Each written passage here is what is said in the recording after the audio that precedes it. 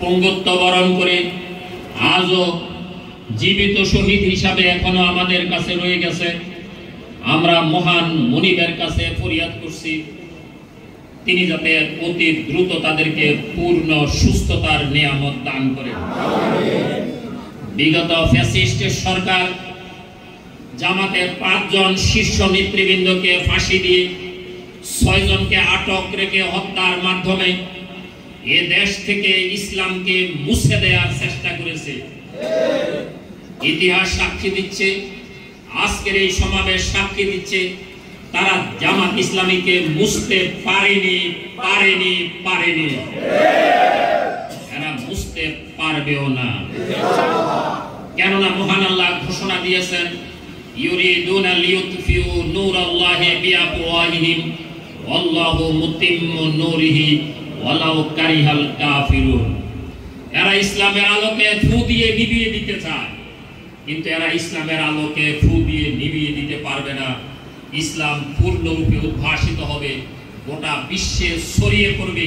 ইসলামের এই দুশমনরা এটা যতই অপছন্দ করে, এটাই আল্লাহর ঘোষণা। আরবের কাফের মুশরিকরা যেভাবে ইসলামকে মুছে দিতে পারেনি, এই ফ্যাসিস্টরাও পারে নাই এবং পারবেও না ইনশাআল্লাহ। বরং আমাদের নেতৃবৃন্দের ফাঁসি দেওয়ার পরে গোটা দেশবাসী এবং বিশ্ববাসী দেখছে জামাত ইসলামীর জনশক্তি, জামাত ইসলামীর সমর্থন আগের চেয়েও অনেক গুণ বেড়ে গেছে। এদেশের মানুষের আজকের প্রত্যাশা হচ্ছে আগামী দিনের বাংলাদেশ হবে ইসলামের বাংলাদেশ, আগামী দিনের বাংলাদেশ হবে কোরআন এবং সুন্নাহর বাংলাদেশ। মানুষ আমাদের দিকে তাকিয়ে আছে, এখন আমাদেরকে প্রস্তুতি গ্রহণ করতে হবে এ দেশের দায়িত্ব গ্রহণ করার জন্য। সংগ্রামী ভাইয়েরা, আমরা অন্তর্বর্তী সরকারের কাছে দাবি জানাবো, প্রয়োজনীয় সংস্কার দ্রুত সম্পন্ন করে জাতীয় নির্বাচন অবিলম্বে দিতে হবে।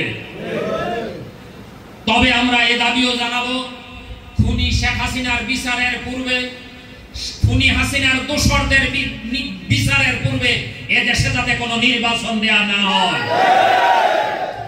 যারা হাজার হাজার মানুষকে হত্যা করেছে, প্রায় 30,000-এর উপরে মানুষকে পঙ্গু বানিয়েছে, এদের বিচার এ জমিনে হতে হবে। কিন্তু এর বড় ধরনের কোনো অগ্রগতি আমরা এ পর্যন্ত লক্ষ্য করিনি। আমরা অন্তর্বর্তী সরকারের কাছে আহ্বান রাখবো, তারা যাতে অতি দ্রুত এই ফ্যাসিস্টদের বিচারের ব্যবস্থা গ্রহণ করে এবং দ্রুত বিচার যাতে সম্পন্ন করা হয়। সংগ্রামী ভাইয়েরা, আমরা অন্তর্বর্তী সরকারের কাছে আরো দাবি জানাবো, আইন শৃঙ্খলা পরিস্থিতি মাঝে মধ্যে ডিটোরেট করছে। এই সরকারের দায়িত্ব হচ্ছে আইন শৃঙ্খলা রক্ষা করা। বিশেষ করে এই রমজান মাসেও বহু নারী নির্যাতিত হয়েছে, ইজ্জত হারিয়েছে। অবিলম্বে নারীদের ইজ্জতের সুরক্ষার ব্যবস্থা করতে হবে। সংগ্রামী ভাইয়েরা, আপনাদের একটা দাবি হচ্ছে, কুমিল্লা উত্তর জেলাতে সকল আসনে প্রার্থীদের নাম ঘোষণা হয়েছে, একমাত্র আসন চান্দিনা যেখানে এখনো প্রার্থীর নাম ঘোষণা করা হয়নি। আপনারা সেই নাম শোনার জন্য অপেক্ষায় আছেন। আমরা প্রচেষ্টা করছি, কেন্দ্রীয় সংগঠন এই বিষয়ে অনেক আলোচনা হয়েছে, আরো কিছু পরামর্শ বাকি আছে। আমরা আশা করব অল্প সময়ের মধ্যে আপনারা প্রার্থীর নাম শুনতে পাবেন ইনশাআল্লাহ। এর জন্য আপনাদেরকে আর একটু অপেক্ষা করতে হবে। সংগ্রামী ভাইয়েরা, আমরা এক সময় ইসলামকে একটা ধর্ম মনে করতাম। এই আন্দোলনের উসিলায় আমরা জানতে পেরেছি ইসলাম শুধুমাত্র একটা ধর্ম নয়, ইসলাম একটা পরিপূর্ণ জীবন ব্যবস্থা। মানুষের জীবনের এমন কোন দিক বা বিভাগ নেই যে দিক বা বিভাগে ইসলামের সঠিক এবং সুস্পষ্ট বক্তব্য নেই। আজকের এই দুনিয়ায় অশান্তির মূল কারণ হলো ইসলাম না থাকা, ইসলাম বিজয়ী না থাকা, ইসলাম প্র্যাকটিসের মধ্যে না থাকা। আরবের অসভ্য এবং বর্বর একটা জাতিকে গোটা বিশ্বের সেরা সুসভ্য জাতিতে পরিণত করেছে ইসলাম। কোরআন এবং সুন্নাহর বিধানের অনুসরণের মাধ্যমে ওই জাতিটা গোটা বিশ্বে সেরা সুসভ্য জাতিতে রূপান্তরিত হয়েছে। সেই কোরআন এবং সুন্নাহ আজও আমাদের কাছে সম্পূর্ণরূপে অবিকৃত আছে। আমরা আমাদের এই শান্তি যদি ফিরে পেতে চাই, তাহলে কোরআন এবং সুন্নাহর কাছে ফিরে আসতে হবে। এই কথাই বলে গেছেন মুহাম্মদুর রাসূলুল্লাহ সাল্লাল্লাহু আলাইহি ওয়াসাল্লাম, তারাকতু ফীকুম আমরাইনি লান তাদিল্লু মা তামাসসাকতুম বিহিমা কিতাবাল্লাহি ওয়া সুন্নাতা রাসূলি। আমি তোমাদের কাছে দুটো জিনিস রেখে যাচ্ছি, যতদিন তোমরা এই দুটো জিনিসকে আঁকড়ে ধরবে ততদিন তোমরা পথহারা হবে না। তার একটা হচ্ছে কিতাবুল্লাহ, আল্লাহর কিতাব আল কোরআন, আর একটা হচ্ছে সুন্নাতা রাসূলি, রাসূলের সুন্নাহ। আমি আপনাদের মাধ্যমে গোটা সান্দিনাবাসীর কাছে এই মেসেজ পৌঁছে দিতে চাই, কোরআন এবং সুন্নাহর মাধ্যমে এদেশে শান্তি প্রতিষ্ঠিত হবে। এদেশের মানুষ ইসলামী আন্দোলন করা ফরজ এটা জানতো না। আমরা এই আন্দোলনের মাধ্যমে বুঝতে পেরেছি ইসলামী আন্দোলন করাটা ঈমানের অপরিহার্য দাবি। মুহাম্মদুর রাসূলুল্লাহ সাল্লাল্লাহু আলাইহি ওয়াসাল্লাম তার জীবনে 29টা যুদ্ধে সেনাপতির দায়িত্ব পালন করেছেন, এবং এটাই ছিল তার উপরে দায়িত্ব দিনকে বিজয়ী করা। দিনকে বিজয়ী করতে গেলে, দিনকে বিজয়ী রাখতে গেলে আন্দোলন ছাড়া সম্ভব নয়। যদি আন্দোলন ছাড়া দিন বিজয়ী হতো, যদি আন্দোলন ছাড়া দিন টিকে থাকতো, তাইলে মুহাম্মদ রাসূলুল্লাহ সাল্লাল্লাহু আলাইহি ওয়াসাল্লামের কোন আন্দোলন করার প্রয়োজন ছিল না। সংগ্রামী কর্মী ভাইয়েরা, সুধী মণ্ডলী, আপনারা গোটা সান্দিনাবাসীর কাছে মেসেজ পৌঁছে দিন, ইসলামী আন্দোলন করাটা ঈমানের অপরিহার্য দাবি। আগামী নির্বাচনের জন্য অতি সহসাই সান্দিনা আসনের জন্য প্রার্থীর নাম ঘোষণা হবে। আমরা আশা করছি যার নামই ঘোষণা হবে তাকে বিজয়ী করা মানে ইসলামী আন্দোলনকে বিজয়ী করা। আপনারা কি তাকে বিজয়ী করার জন্য, এই সান্দিনাতে ইসলামী আন্দোলনকে বিজয়ী করার জন্য ঝাঁপিয়ে পড়তে কি আপনারা প্রস্তুত আছেন? সংগ্রামী কর্মী ভাইরা, আপনারা জানেন একটা সমাজ শান্তির সমাজে রূপান্তরিত হওয়ার জন্য নেতৃত্বের পরিবর্তন প্রয়োজন। ইসলাম এসেছে নেতৃত্বের পরিবর্তনের জন্য। ফেরাউনের নেতৃত্বে মুসা আলাইহিস সালামের পক্ষে দ্বীনের প্রচার প্রতিষ্ঠা সম্ভব নয়। নমরুদের নেতৃত্বে ইব্রাহিম আলাইহিস সালামের দ্বীনের প্রচার প্রতিষ্ঠা সম্ভব নয়। আবু জাহেল, আবু লাহাব, উতবা, শাইবার নেতৃত্বে রাসূল সাল্লাল্লাহু আলাইহি ওয়াসাল্লামের পক্ষে মক্কা মদিনায় দ্বীনের প্রচার প্রতিষ্ঠা সম্ভব নয়। এটা আমরা ইতিহাস থেকে জানতে পেরেছি। এ কারণে সকল নবী, সকল রাসূল অসৎ নেতৃত্বকে সরিয়ে সেখানে ইসলামী নেতৃত্ব প্রতিষ্ঠিত করেছেন। আমাদের এই দেশেও আমরা যদি শান্তি প্রতিষ্ঠা করতে চাই, তাহলে নেতৃত্বের পরিবর্তন ছাড়া সম্ভব নয়। বাংলাদেশের জামাত ইসলামী একমাত্র সংগঠন যে সংগঠনের সৎ এবং যোগ্য নেতৃত্ব প্রতিষ্ঠিত করেছে। এর প্রমাণ হচ্ছে বিগত জোট সরকারের সময়ে জামাতের দুজন মন্ত্রী, শহীদ মাওলানা মতিউর রহমান নিজামী, শহীদ আলী আহসান মোহাম্মদ মুজাহিদ, 3টা মন্ত্রণালয়ে 5 বছরের দায়িত্ব পালন করেছে।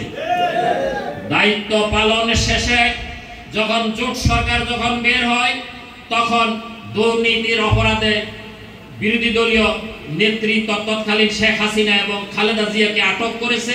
কিন্তু জামাতের এই 2 নেতাকে আটক করার জন্য সার্চ লাইট দিয়ে তন্ন তন্ন করে তালাশ করেও 2 টাকার দুর্নীতি খুঁজে পায় নাই। এটাই প্রমাণ দিচ্ছে জামাত সৎ এবং যোগ্য নেতৃত্ব তৈরি করছে। প্রিয় কর্মী ভাইরা, সুধী মণ্ডলী, আমাদেরকে সততা, বিশ্বস্ততা এবং আমানতদারিতার ক্ষেত্রে উজ্জ্বল দৃষ্টান্ত স্থাপন করতে হবে।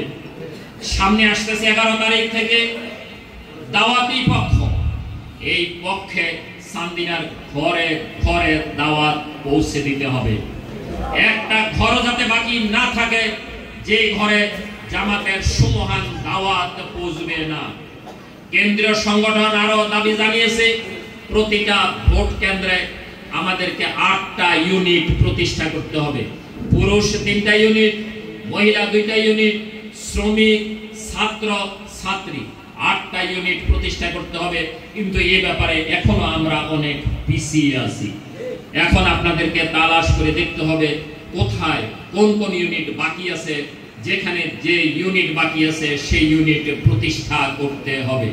প্রতিটা ভোট কেন্দ্রে আমাদেরকে নির্বাচন পরিচালনার জন্য মিনিমাম 200 কর্মী তৈরি করতে হবে। 200 কর্মী নিয়ে সেখানে সংগঠন প্রতিষ্ঠা করতে হবে, যাতে কোনো ফ্যাসিস্ট, কোনো ভোট ডাকাত যাতে কোনো কেন্দ্রকে ডাকাতি করে যাতে আমাদের ভোটাধিকার হরণ করতে না পারে, তাদের ঠেকাবার জন্য মিনিমাম 200 ভাইকে রেডি রাখতে হবে, যাতে কেউ কারো ভোটাধিকার হরণ করতে না পারে।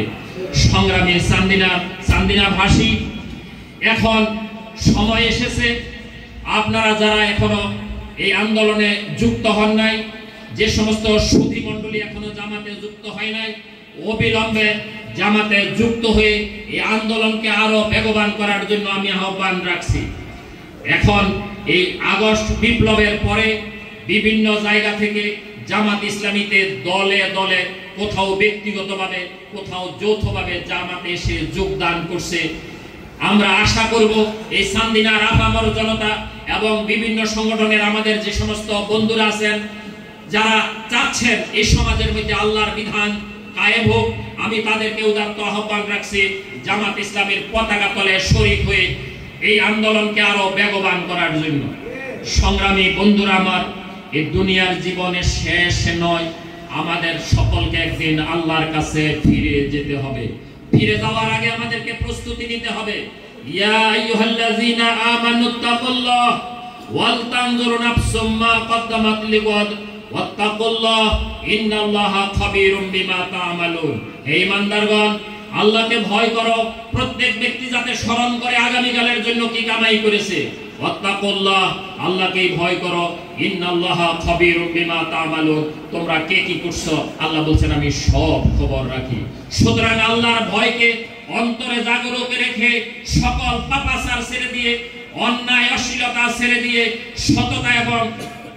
সততা এবং বিশ্বস্ততার উজ্জ্বল দৃষ্টান্ত স্থাপনের মাধ্যমে মানুষের হৃদয়কে আকৃষ্ট করতে হবে। আমি আবারও আপনাদের সকলকে সংগ্রামী অভিনন্দন জানিয়ে এবং জামাত ইসলামীর নেতৃত্বে যাতে আগামী দিন যাতে ইসলামী সরকার প্রতিষ্ঠিত হয় এ ব্যাপারে আপনাদের সহযোগিতা করার আহ্বান রেখে আমি আমার বক্তব্য শেষ করছি। সুবহানাকাল্লাহুম্মা ওয়া বিহামদিকা আশহাদু আল্লা ইলাহা ইল্লা আনতা ওয়া আতুবু ইলাইকা। আসসালামু আলাইকুম ওয়া রাহমাতুল্লাহ।